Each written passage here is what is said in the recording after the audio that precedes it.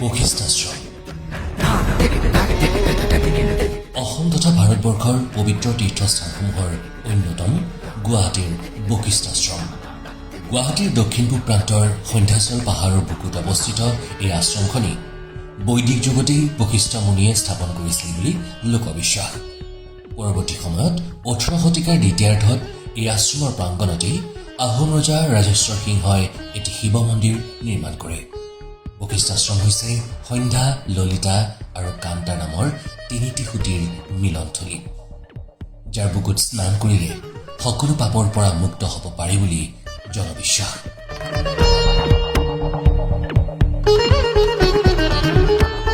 বশিষ্ঠ মুনিৰ আৰাধ্য দেৱতা আছিল মহাদেৱ আৰু আৰাধ্য দেৱী আছিল মা তাৰা সন্ধ্যা ললিতা কান্তাৰ উৎপত্তিৰ পাছত বশিষ্ঠ মুনিয়ে তাত গা ধুই মহাদেৱ আৰু মা তাৰাৰ আৰাধনা কৰিবলৈ আৰম্ভ কৰে আৰু বশিষ্ঠ মুনিৰ আৰাধনাত মহাদেৱ সন্তুষ্ট হৈ বশিষ্ঠ মুনিৰ আত্মাটো শিৱৰ সৈতে মিলি যায় আৰু সেই শৰীৰটোৱে শিলৰ ৰূপ পায় বুলি জনবিশ্বাস লগতে বিশ্বাস কৰা হয় যে বশিষ্ঠৰ শিৱ মন্দিৰৰ ভিতৰত যিটো শিল আছে সেয়া হৈছে বশিষ্ঠ মুনিৰ দেহটো আৰু কুণ্ডৰ ভিতৰত যি শিৱলিংগ আছে তাত আছে তেওঁৰ আত্মা সেইবাবে বশিষ্ঠ দেৱালয়ত বশিষ্ঠ মুনি আৰু শিৱ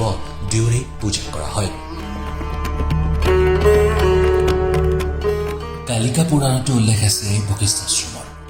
পুৰাণখনত উল্লেখ থকা মতে সপ্ত শক্তিপীঠৰ অন্যতম হৈছে এই বশিষ্ঠাশ্ৰম গৰ্ভবা সংৰক্ষিত বনাঞ্চলৰ নিচেই সমীপত সেউজীয়া নৈসৰ্গিক শোভাৰে পৰিপূৰ্ণ বশিষ্ঠাশ্ৰম পৰ্যটকৰ বাবেও আকৰ্ষণৰ কেন্দ্ৰস্থলী